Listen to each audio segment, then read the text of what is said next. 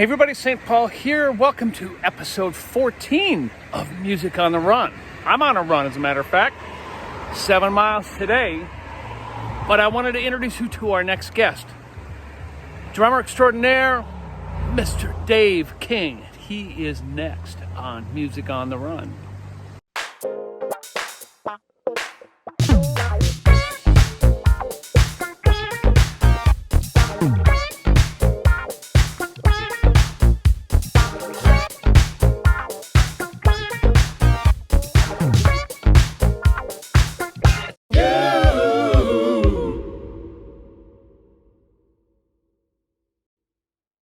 Hey everybody, St. Paul Peterson here, and welcome to episode 14 of Music on the Run. Again, you're in the Peterson family basement where a lot of notes have been played, rehearsed. We've had some incredible hangs down here in this basement, and it's fun to be broadcasting from here. My next guest is an incredible musician, a composer, drummer, pianist, comedian, a radio host, and a founding member of Happy Apple and the Bad Plus, who always is on the search for what? We'll find out in this episode. Please welcome Dave King. Dave, how are you, man? Thanks for taking the time to come on, man. Where are you right now? I'm in the border of North Minneapolis and Robbinsdale. I was in downtown St. Paul, and then I got a new place in this area, near the Victory Memorial Parkway, that area. You know that? Oh, great. Yeah, of course. Yeah. So a couple blocks from North Minneapolis. You and I have been trying to hang out for months. We have, absolutely. I've been trying to hang out with you ever since I saw you in Purple Rain. Well, that's 35 years ago, but who's counting? I tried then. It didn't work. You were just young enough, a little bit younger than me, so I suppose we kind of like ships. I'm younger. You look younger than me. I am younger than you. That's the trade-off, Paul. I'm not sure about that. Hey, look, I'm going to try your hairstyle next, by the way. That's going to happen sooner than I want to, but I'm okay with that. You look good, man. You look good. You look good too. You look good too. So tell me how. By the way, you and I, what a shame, you and me. You had a paper route for how many years? I had for 8 years. Who did you deliver? What paper? I delivered the Star Tribune, Minneapolis Star Tribune. Me too. And my father. Can I tell you the story real quick? I wish you would, because this is the good stuff. Okay, this is the good stuff, and I'm glad this is a genius podcast because this is the only interesting stuff. You and I know that. The rest is all fluff. The music stuff is like, what are we explaining here? I don't know. I don't know what we're doing. No. I don't know if you know what we're doing. I don't. Right. But my father was in the military, and he was born on a farm in North Dakota, probably in that order. He was in the military, and then he was born on a farm. That's how abstract he is. But anyway, the point is that he was had this ethos of get up in the morning, and what doesn't matter if we're not on a farm, you're going to get up in the morning and do something, work like I did, the chores and the blah, blah, blah. That was his thing. And so when my older brother and I was 6 and he was 7.5, and my dad was like, we're getting the paper out. You guys are going to get up on Saturday and Sunday morning at 5 a.m. and do the paper out. And then Monday through Friday, after school, you're going to deliver the Monday through Friday paper. So it was 7 days a week. And I did it from age 6 till 14. 6? 6 years old. How do you deliver paper? How do you do that? This is true. And so on the Sunday papers are really big, and we'd have to make them. And then we would load the two parts, the components of the Sundays, because they load the comics. You load the comics in, and then he would drive, and we would walk in the snow or anything, and my brother would take one side of the street, and I'd take the other side of the street, and he would put the paper together and stack them in the back seat of the car, and we would reload 2 or 3 at a time, how many you could carry, and then the older we got, we were able to carry more. Saturday paper was no big deal because it's thin. You just take a bunch of them out of a bag and just go through the snow. I was 6 years old doing that. That's a true story. That is unbelievable. I said, hey, I think having a paper route is cool. I mean, I did it too, and I remember my mom, and you know who my mom was, Jeannie Arlen Peterson, this great jazz pianist.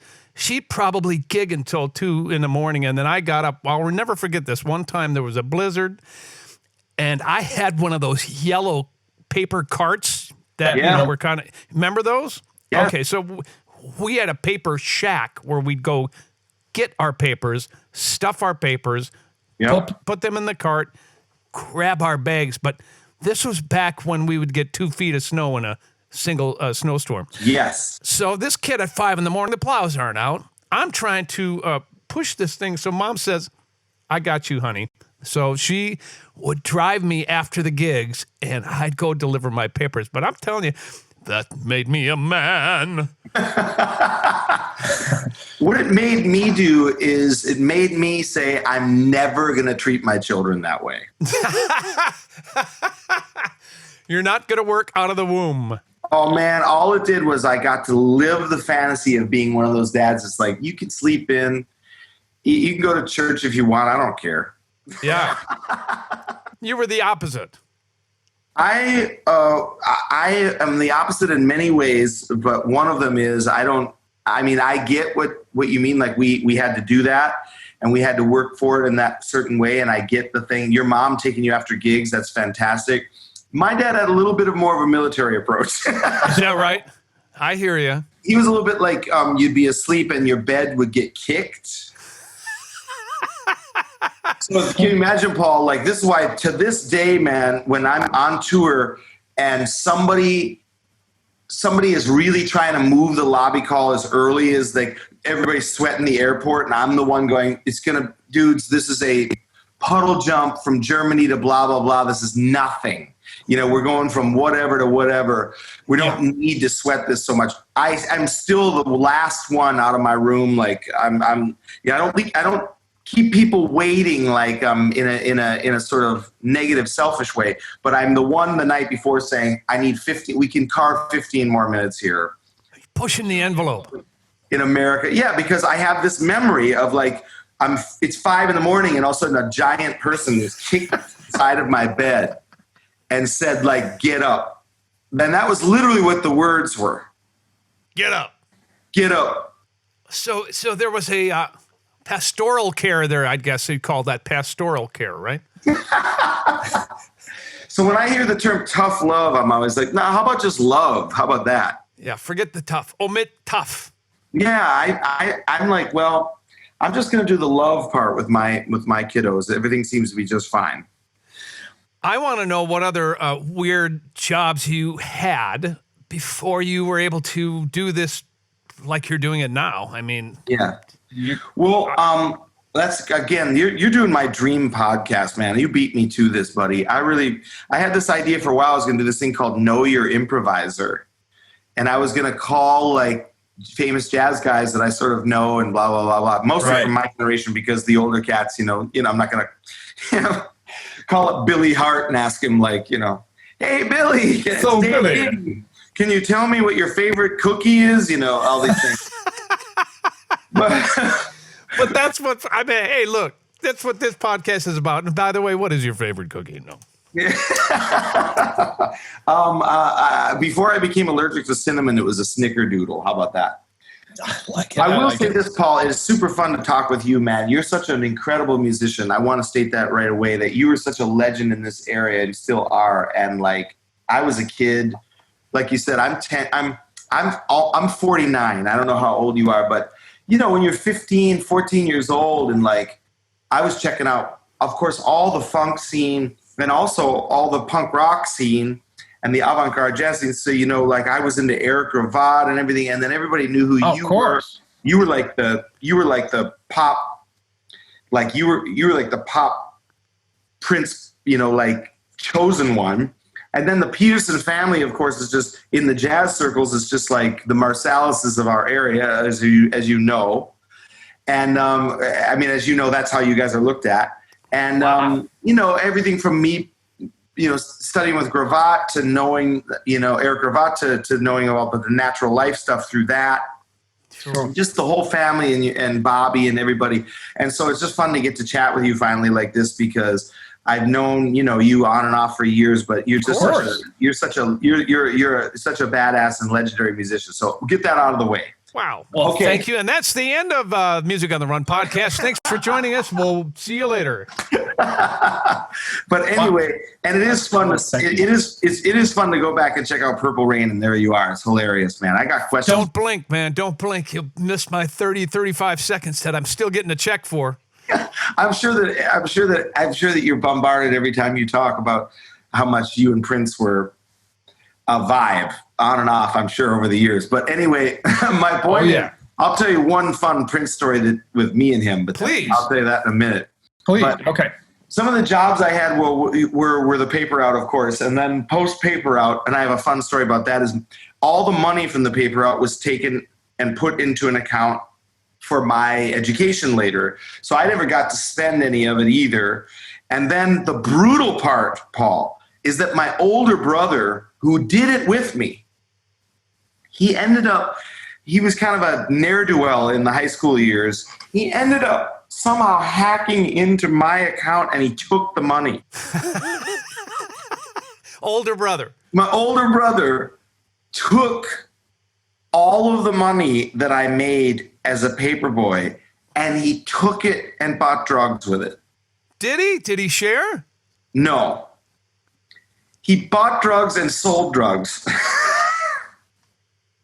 How's this? There's a book here, The Paper Route Drug Money. Yeah, how's this for some Freudian Dave King stuff for you, Matt? Woo! I mean, I've been wanting to use my name in the third person for a while, by the way, and I just... You can. Did you see it's that? Third person Dave King Day today. There we go. Why not, Paul? I've lost everything else, so I might as well just start referring to myself as the third person. I think you should. So make me so I feel like this version of me didn't lose everything.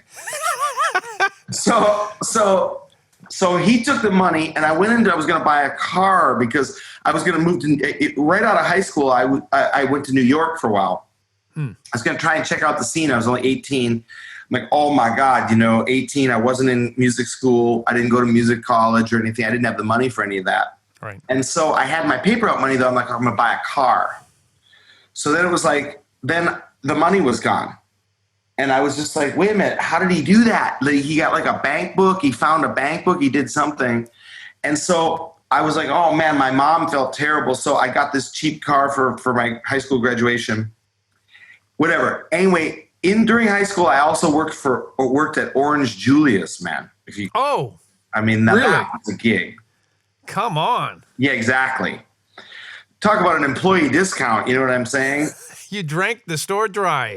I did. And a little aside, a fun anecdote, if you will, is Orange Julius in the early days, Paul.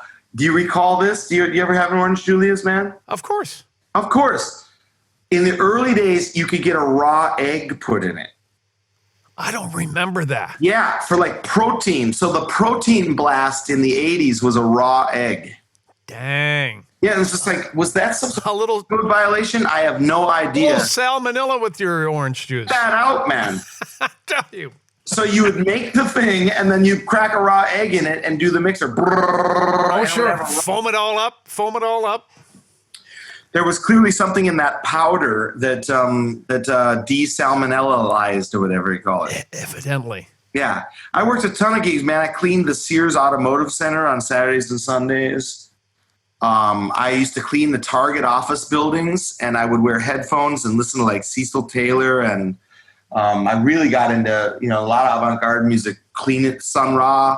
Think about how abstract that is, man. I'm walking around and like dumping in high school, dumping garbage cans from cubicles and their ashtrays because people could smoke in their areas of the thing. And so I'm dumping ashtrays. I got my headphones, my Walkman on, tapes, cassettes of Sun Ra and, late period Coltrane and, well, any Coltrane, but 60s on and all this stuff. And I'm just cleaning office buildings, taking all that stuff in. That was basically my high school years. Woo! So you're listening to all this stuff. How does a kid who grows up in Minneapolis, surrounded by Husker Du, Prince, Camp, Terry Lewis, Jimmy Jam, Yep. Replacements, Natural Life, Eric Cravat. How does this shape you musically? It seems like you would be quite confused, actually. It's a great question, and I actually something I really I'm very proud to kind of be from this area, because I think and that's why I moved back here. I lived in Los Angeles for many years after I tried out New York. I lived in Los Angeles for many years, and I moved back here and started playing right away with some people that I consider to be highest level musicians, Anthony Cox and Bill Carruthers and people. That's how I met you guys. Right. And playing the old artist quarter, meeting Billy and knowing, because I moved really out of here when I was 18. So I didn't really know. Joe Police was my main teacher. Oh, he's great. He's fantastic. And he really hit me to a lot of stuff. That's how I got to know Cravat and got to know the band Kaminari that they had in the 80s. Got it. With Dean Grandross, who was one of my great heroes. And I really gravitated towards those guys, Cravat but I really feel very fortunate to be someone that was able to seek the music out, before the internet, before the end of LPs. I'm still from that last period of where you went to the library to check out records. Right. And you really had to be hungry for this stuff. And so since I was so into it all, like so into the R&B scene, so into the Husker Du Punk Minneapolis early Soul Asylum all ages shows, seeing Bad Brains at all ages show, seeing Sonny Chirac play Ronald Shannon Jackson playing 7th Street Entry. I mean, I was there. Wow. I was that kid that was like an omnivore relationship with all of this. So while I was working on my straight ahead vibes with Joe. Yep. Joe Police, fantastic, incredible big band player as well, of course we know. And he really was like, okay, Dave, we're going to ground this stuff, all these influences coming. And then he said, you got to check out Cravat and all these things. So I was a Cravat disciple. And then it just led to me, I was always going to the Dakota, always going to the Walker, any all ages things I could get into. And then the Dakota would let me in to see people, and my dad would sometimes take me to see people that were playing Branford Marsalis. The Guthrie used to have a ton of shows, by the way. Remember that? Sure did. Yeah. I saw Wynton Marsalis 10 times in the 80s. He was there all the time.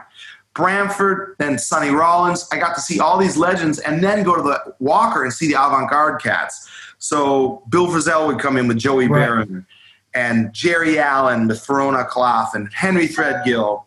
And so for me, it was all just the best music. It was just for me like, oh man, getting to know, getting to be friends with Michael Bland and getting to see you guys play and getting to all these things. It was, for me, I just took it all in. It was just like, I didn't see a hierarchy in the relationship of that music.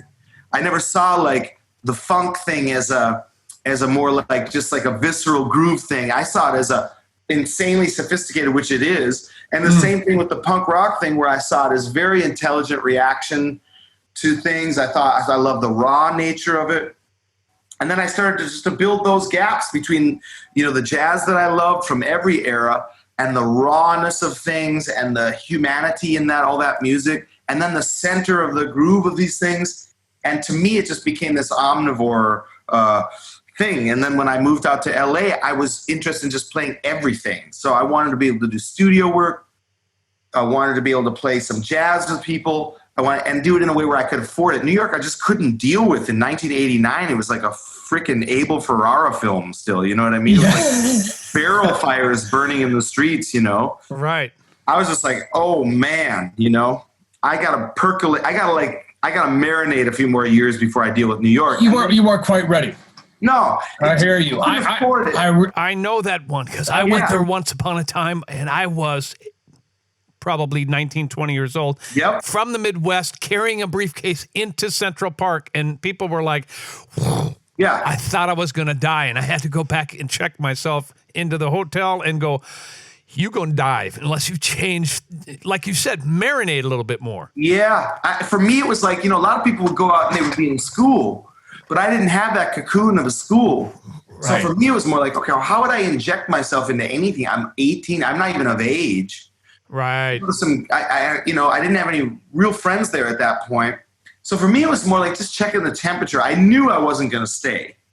And so it was like, okay, I'll go crash on the floor of some people's, that they were in school.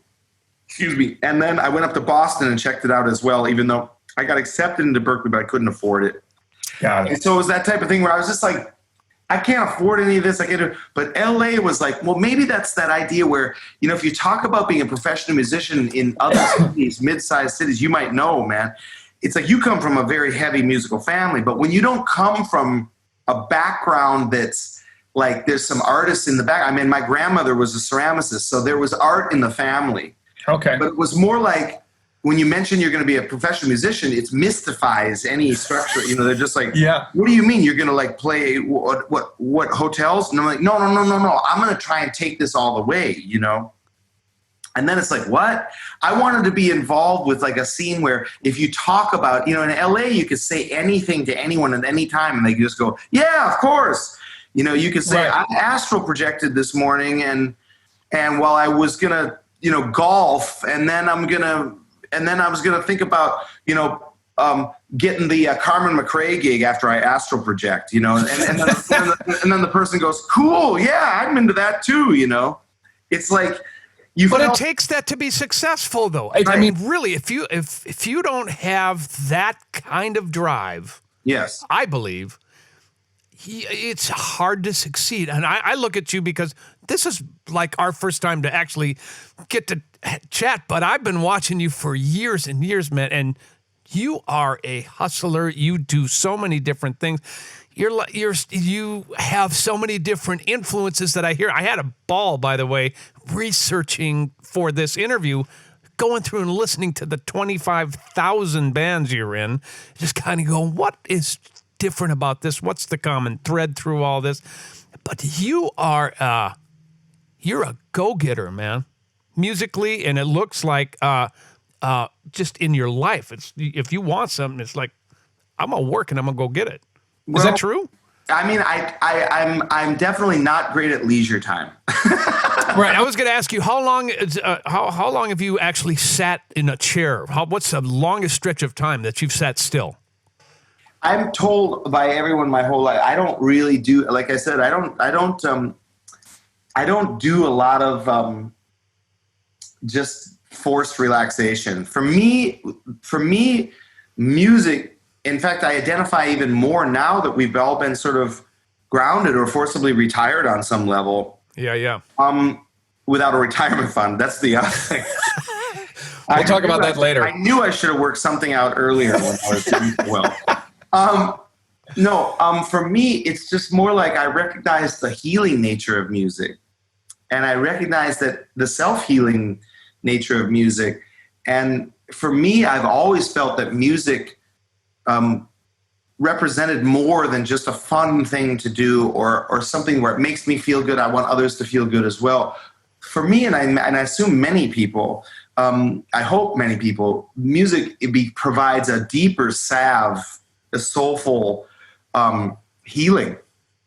And so for me, I've always felt like there's a part of me that feels like I want to be able to be a part of this process of healing myself and helping anyone else that's willing to accept it on any level, by approaching everything with the sort of vigor that it demands. Like the music demands a real technical agenda. It also demands a soulful agenda. It demands an agenda of what your purpose is doing it. And for me, when I'm sitting still, it's almost like a shark. I sink if I sit still because I feel like every day is a chance for me to be able to discover something musically, something artistically, because I'm into the fine arts as well. I'm into painting and photography and architecture. And I use these references a lot when I play and teach.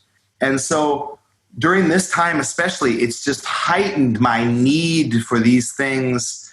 And thank the Lord we have music and we have art and we have these things, because this is the time where the arts stand up and go, you see what I'm saying? You know, what I mean? Right. Music stands up and says to the general population, check it out, how much we need this. Ooh. And for me, it's not just like, I need this to go out and make my living. For me, that's always the idea where if I feel like if I take care of the music, it will take care of me. And I've always said that to myself. Like, if I go in and I work on these details and I work on my relationship with this thing and I make it pure as possible and I just go, for me, it's never been about like, I'm going to knock down every door. For me, it's just prepare to receive kind of thing. You know, that sounds a little Eastern, but it's really true. It's like, I want to receive it. So I want to be in the position to receive it when the door opens, you know? Yeah. Well, let's talk about relationships. You have an obvious relationship with your drum set. Would you call it that? Oh, absolutely. Absolutely. Yeah. You seem to be on a quest, man. I mean, when I've had the pleasure of coming and seeing you play live or doing my research online, seems to be a natural curiosity. It's either that or you're never satisfied. What would you say to that? Probably could be both. Okay. One thing maybe you've noticed, and I'm not saying like, maybe you've checked this out, Paul. Send me a link, you've dude. noticed this, Paul. But no, you're obviously a very high level musician, and I love hearing your take on things. And I think you're absolutely right.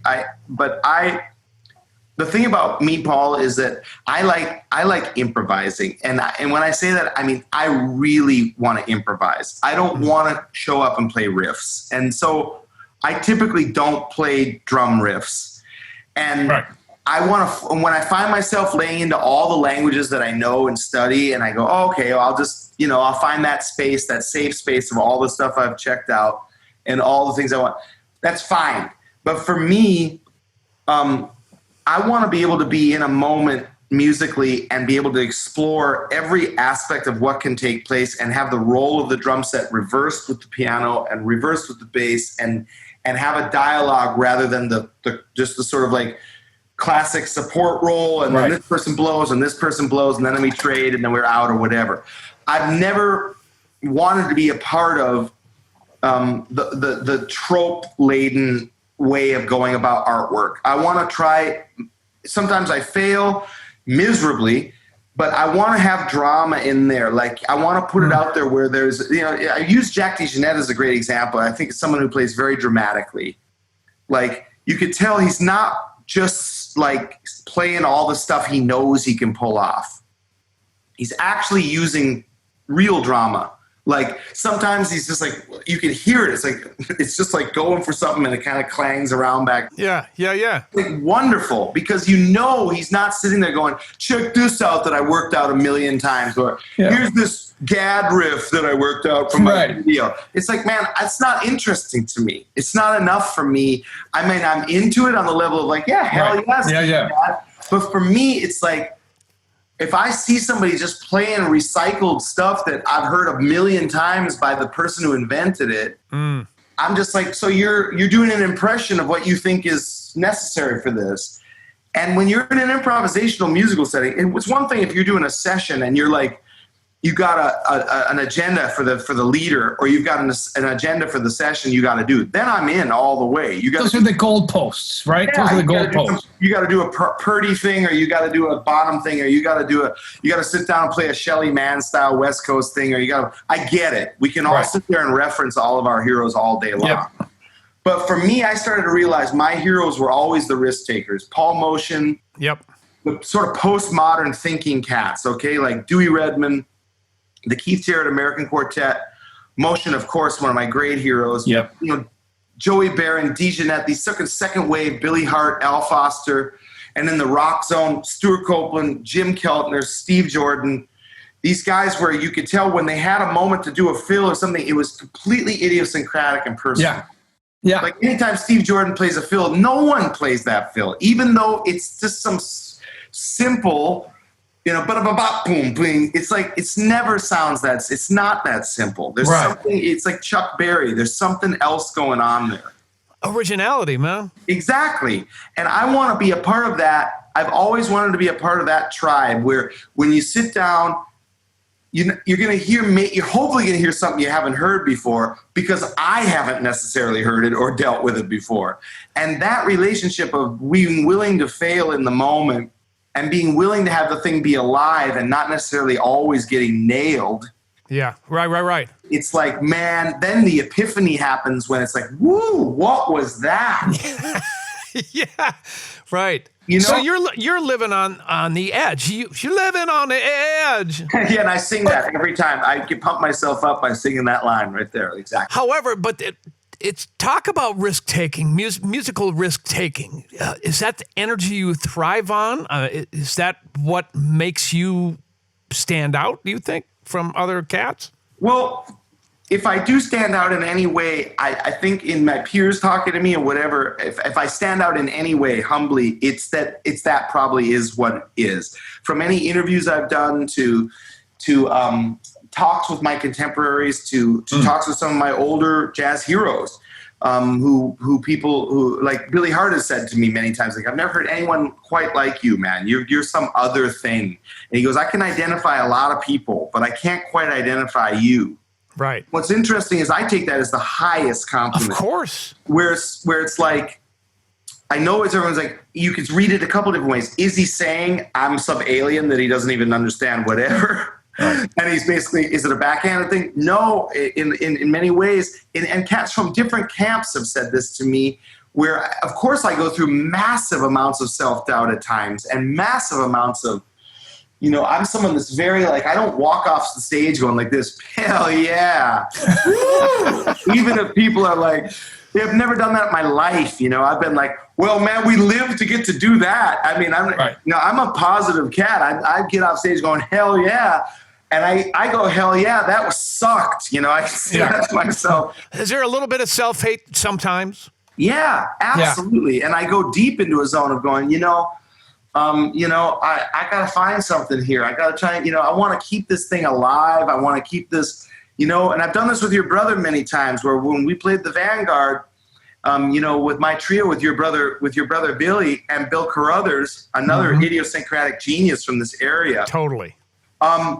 It's like we went in as I had the chance to play a Vanguard week of my own after playing there for years with the Bad Plus, a couple weeks a year for 15 years, where they finally offered me my own week about 7 years ago. Right. And I was like, I could do the thing where you bring in the well-worn path or you bring in the outsider art cats. And that's what I did. And I was so proud of all of us that week, Billy especially, because there we were playing the Vanguard, repping the Twin Cities. We're playing the Vanguard. Twin Cities, baby. Oh, yeah. Exactly. And people were coming out and musicians were coming out to check out these two cats, Bill Carruthers, which people know in the sort of cultish way in New York. Yep. And Billy Peterson in this way of like, Billy's got his guys that know him. And then there's other generations of bass players who've never seen him before. Right. Guys from my generation, like Chris Lightcap and Reed from the Bad Plus and all these guys coming down. And there we were, man, not saying a word about what we were going to play, not talking about it, playing shit we've never played before.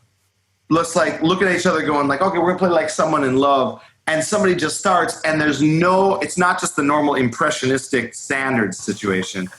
It was real risk taking. And to be able to have those risk takers with me in the same way, your brother especially just kind of going, yeah, of course. I will tell you an incredible story, man, right now. Can I be tantric here and just keep going about your brother? He will love hearing this. We're halfway through the week. And like I said, we're calling stuff, and we could just call really straight stuff too, like Body and Soul. And all of a sudden it's like a drone.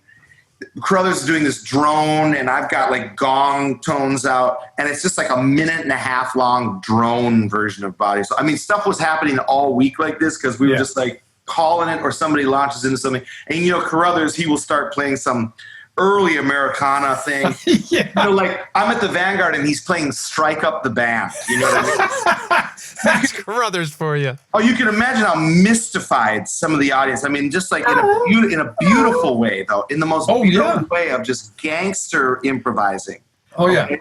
And your brother is there, again, just like ears, maniacal ears, Billy Peterson. And he's coming from that Peacock, LaFaro, really elastic school, which a lot of cats don't do anymore. Right.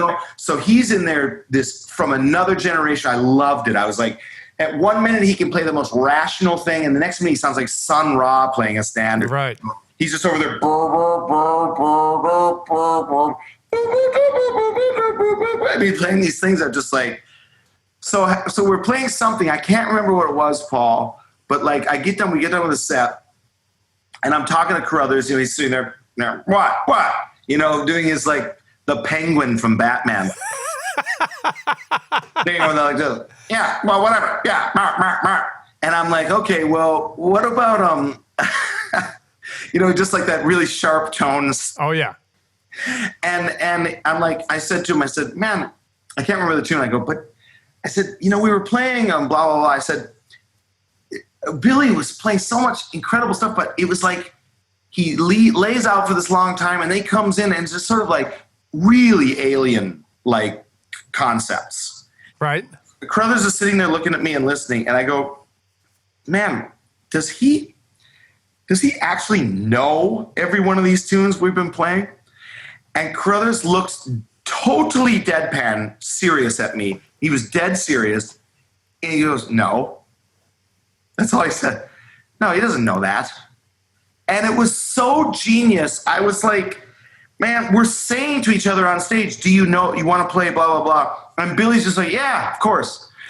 And there's like yeah, a couple of really obscure things. And you can see him, his ears are just so huge. He's just over there reconceptualizing the thing, laying out, jumping in whenever. And of course, Crothers isn't leaving any roadmaps half the time. You know what I mean? It's not. Crothers is like giving you a ton of like, oh yeah, man, here's my Ivesian chromatic harmony version of Let's Strike Up the Band.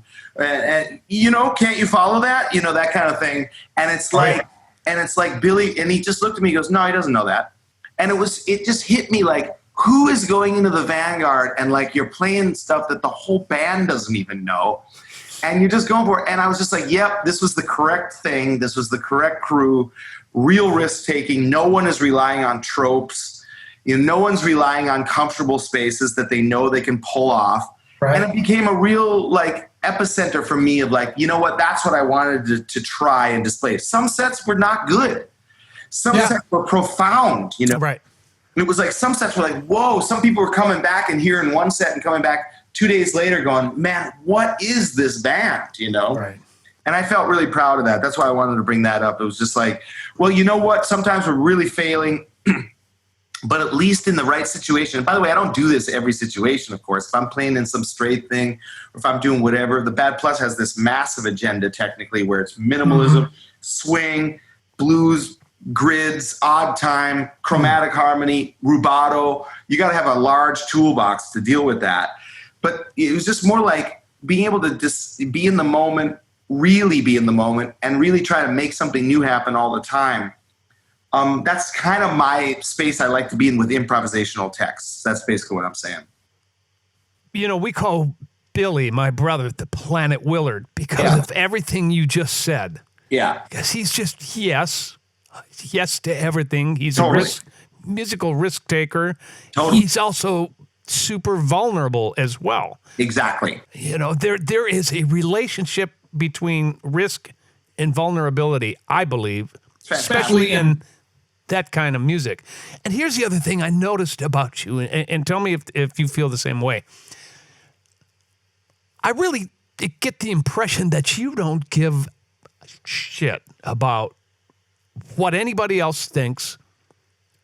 And I mean that as a compliment, meaning you are able to get out of your own way and play the music that moves you in that moment. And I notice you almost like, and I'm not surprised to hear that you will enjoy the fine arts, because when you play the drums, man, you're painting. I mean, I'm seeing different strokes. You pick up some weird toy, and I'm like, what the hell color is that? And it's like, so you be putting different stuff on this canvas that I've never heard before. And I've heard a lot of music, but it's it really feels like you can get out of your own way. Is that something that you can do automatically, or is that something you got to work at? Well, like I said, early on when my playing, I sounded a lot like my heroes or whatever. In fact, there's recordings of me in my late teens, early 20s that I think I really sound. It's like it's really strong. It's really like, and then I went into a period of needing to find something original in myself. I was always attracted to the more original, idiosyncratic players.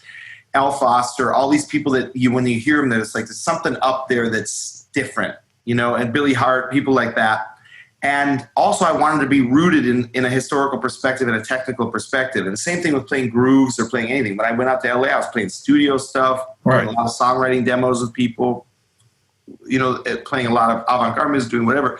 And then same when I moved back here, I wanted to be able to kind of like attract the right kind of risk taker improvisers. And in a way, for me, it's less about an aggressive, I don't give a damn. Yeah, right. For me, it's much more like if I'm overloaded with this sort of wanton need to please and all these other things, or wanton need to get over and get house and all of these things we know anyone can really do if they put their attention on that. For me, it feels less like an artwork in that way. It feels more like I'm doing a thing to make sure that I'm get everybody in. For me, it's always been more interesting to know that vulnerability, like you said, and your intent. If you combine vulnerability of risk taking and being a vulnerable person with the intent of just, listen, I like this stuff and you're going to like it too. No matter how out it is. And Bad Plus has this ethos. We like this. You're going to like it too. We like Ornette Coleman. We think you will too. Doesn't matter if you've checked out all the Ornette Coleman. Doesn't matter if you're just an indie rock kid or a punk kid or you're a jazz guy or you're whatever. We like this. We think you're going to like it too. The intent is to not dumb it down, never water it down, make it weirder, make it more original, have it jumping off from all these different corners of your life experience, but never have the impetus be, I want to get over with everybody. And that's why the stuff I even say on the microphone is really surreal, because the thing is that the whole thing to me should be this sort of surrealist cabaret. It's like you come to see a show and people are really improvising. And when you're talking to an audience, I'm not going, hey, everybody, thanks a lot for coming down. And we've got this is my mic spiel and everything. For me, it's like, this is our space of improvising. And this is not a safe space. And it's not a safe space to listen to either. And some of it might not work. So I'm not going to sit on stage and go like, yeah, everybody, we're just going to nail it pro style tonight. It's like, for me, it's much more interesting to be someone who goes, here, we're going to go for it. And it's a gift to get to go for it. So every moment I'm up there, when I get off stage, Billy will tell you this, Carruthers, anybody. Mm-hmm. And whether or not you want to trust it or not, I'm like, hell yeah, victory. Victory is ours. It doesn't matter if half the time, there's nothing I hate more than when somebody you're playing music walks off stage and they're like, oh, I couldn't find it tonight. Man, you know what, man? So what if you couldn't find it tonight? We got to do this tonight. Right.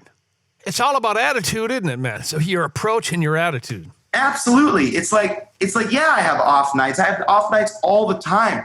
And, I might deal with those myself, but I'm not going to crowd the room and all my fellow musicians or the fans by saying, like, if a fan comes up to me and they're just like, man, that was really something, you moved me. And let's say I feel like crap about it. Right. I think I'm going to go like the false humility road, or like, oh no, man, we suck tonight. Or I'm going to do the, I'm not going to ruin their experience. Craig Tabor told me that once when I was feeling really bad. Right. So we did. And he goes, man, we moved one person in that room tonight. We changed their life tonight. There's nothing wrong with saying that, because we were that kid in the room, or we were that person in the room watching somebody have an off night and we were blown away. Right. Right. So if you're going to sit there and like be a narcissist about it and be like, oh man, it can only be good if I thought it was good. I hate that. Well, I think a lot of that is a learned behavior though. Yeah. I think you need to learn how to allow yourself to suck and not take away from someone else's experience. It's natural for us to, I think, go and be in the dumps about it. But you got to learn how to change the attitude once again and allow it to be what it is. Exactly. I'm going to plug my computer in, Paul. 2 seconds. Okay. And while we have this break in the action here, don't forget about Dave King and his wonderful series. No. All right. So you know what I'm saying? Let me see if it's working. You're saying exactly what I mean when it comes to, I'm not talking about being, by the way, some 19-year-old who's hanging out with the older cats and you're going like, hell yeah, we can do it. You know what I mean? It's like you realize when to say it and when not to, when to shut up and when not to. And but I'm saying, if you're in a group of peers and you're working and your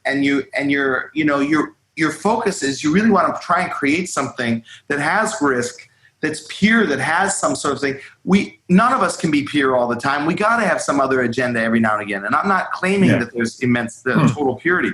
But what I'm saying is if you've got an agenda where you're going to try and make something happen that's off the grid, that's off the, that's off the well-worn path.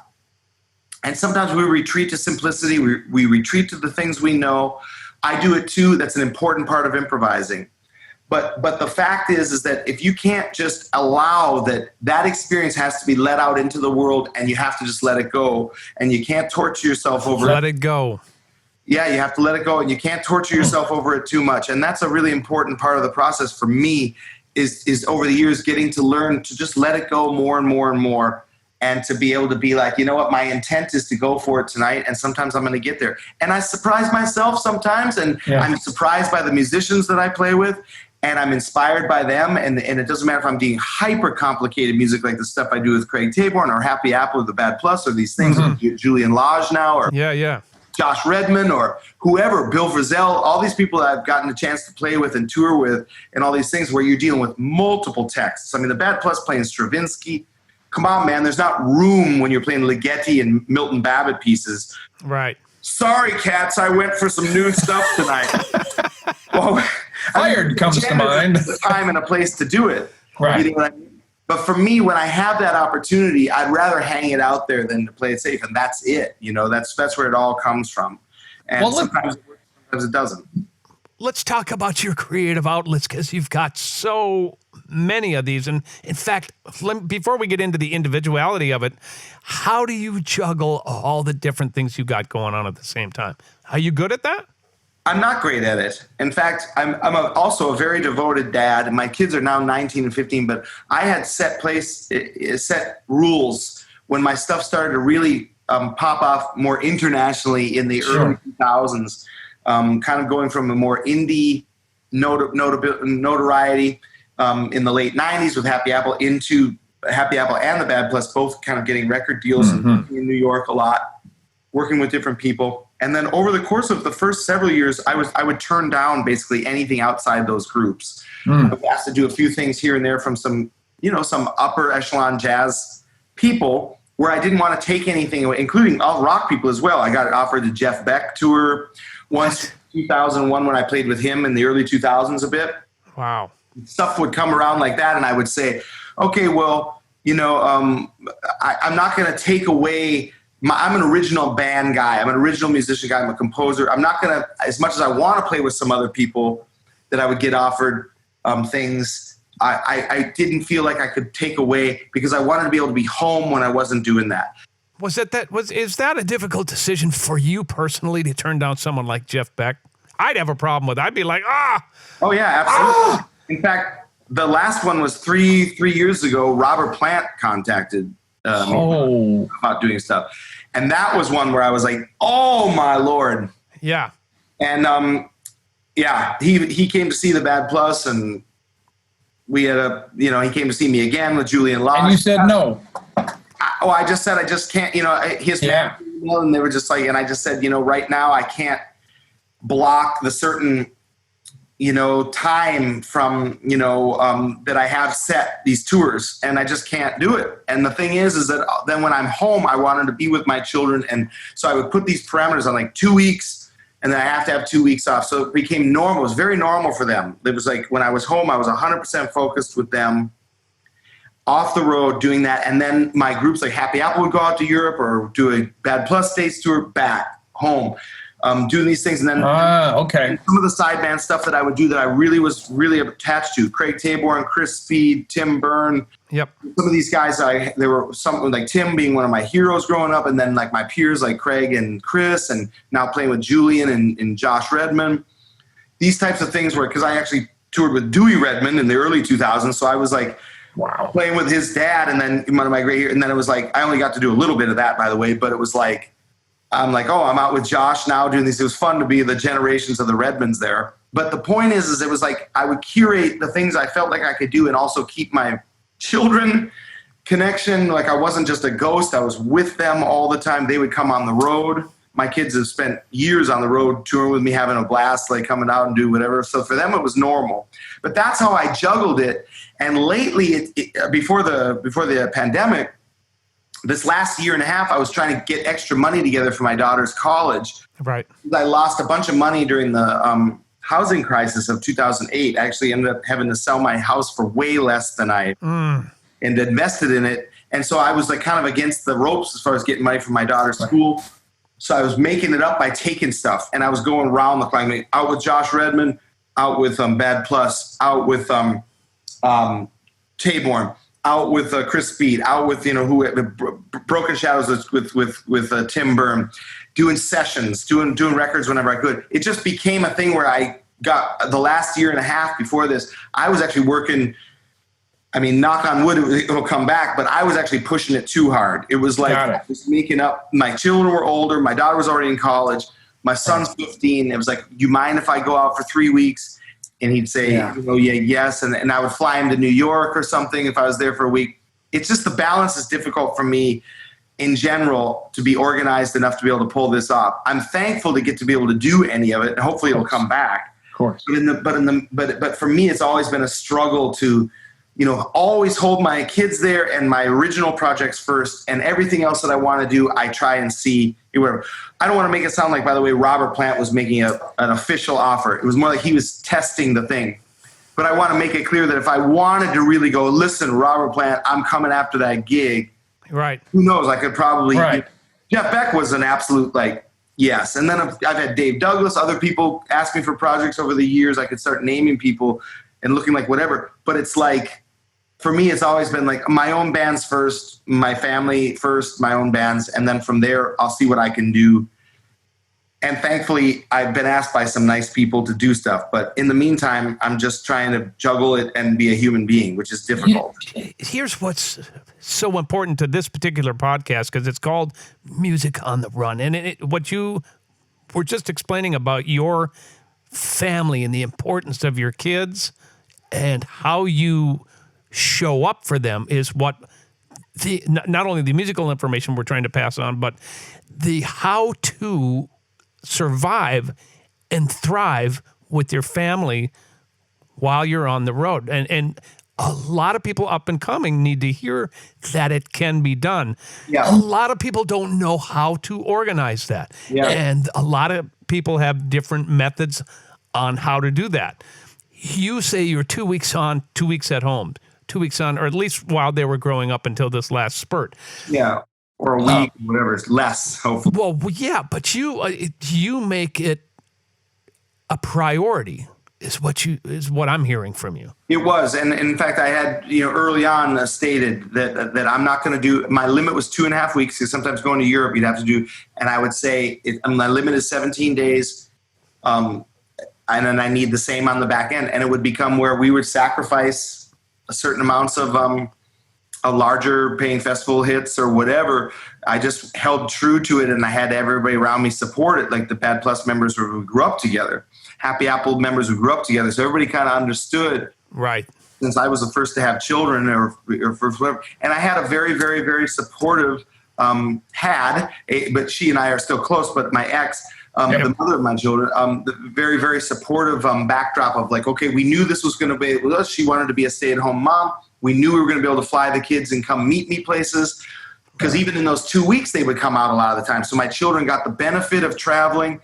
You could see that they've traveled the world in the way that they are. They've seen the part of the world. They've seen a lot of America. It became a thing where I felt it was valuable to them. And since they knew no different, they didn't know that, like, oh, where'd daddy go? Of course it was difficult when there'd be a birthday that I would miss, or I feel terrible. And we would talk every day on the phone. I would make sure that I speak with them multiple times, ask about school, get on the camera when we could. In the early days of the camera, you'd attach to the key. Oh, boy, do I remember that. I know that as being a dad as well.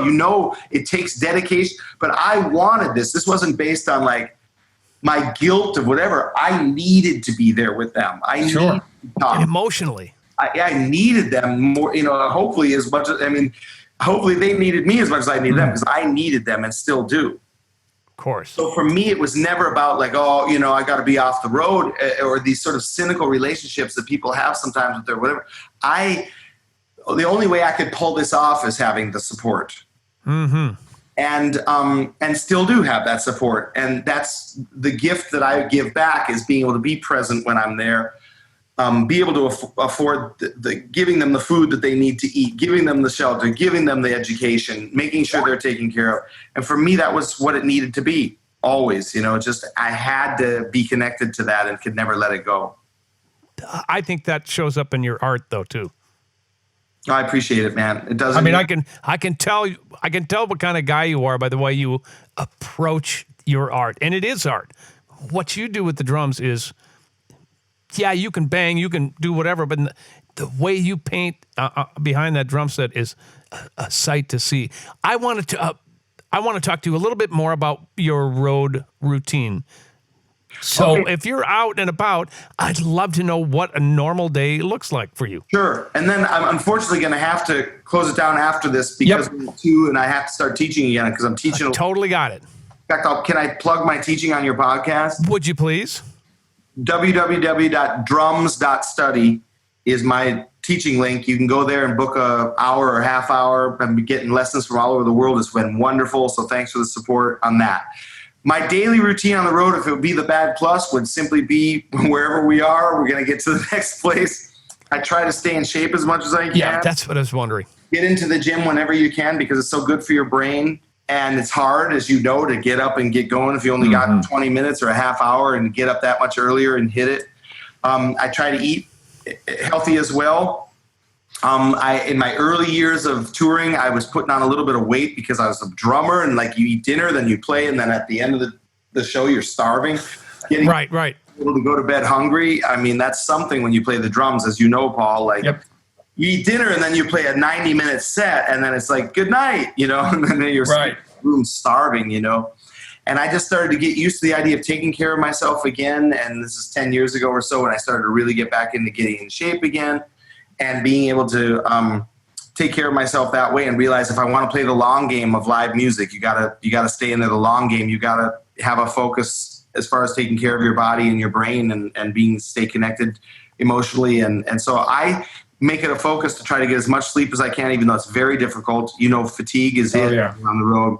And then be very conscious about taking care of myself, eating, not taking it too out, and just stay connected to the people that you love. And then it feeds that sort of cyclical engine of just that's why you're out there doing it. Make sure you're taking care of the artwork and not feeling, you're keeping your decisions in a space where it makes you feel like you're doing something important on some level. That's what I try to do out there.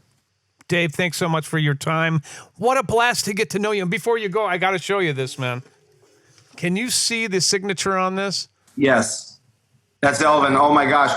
That's so good. I have my Elvin autograph about 17 feet away from me right now on the wall. Do you? You and me. I'm telling you, I can't wait to hang with you in person. Oh man, Paul, we got to hang. In fact, I'm going to show you you got your Elvin one there just for the fun of it. I'm going to hold mine up. Okay. It's an old, yep. It's kind of glary in this picture here, or this light. That's Elvin Jones's. Oh, here's Paul. Then I got to teach this lesson. Oh, yeah. Can you see it with the glare? Shoot. I got it. Hold it right there. That's perfect. And we both are holding it up. That's so great. That's at the Dakota, right? Dakota when I was a kid. Yep. Wow. Dave King, I love you, brother. And please go to Rational Funk. And I mean, we didn't even get to talk about your... Yeah, Rational Funk's up there. Go to the rationalfunk.tv. Okay, man. Thank you, man. We're going to hang sometime soon, I hope, buddy. We shall. Thanks so much. And that's it for this episode of Music on the Run, episode 14 already. Thank you so much to Dave King for coming along on the ride on Music on the Run. We will see you in 2 weeks. Until then, please stay safe, stay healthy, and we love you. Music on the Run was hosted by yours truly, St. Paul Peterson. Edited and produced by my buddy Davide Raso. Video editing by Ivan Sebastianov. And a very special thanks to the people who financially support this podcast. And remember, drummers are people too.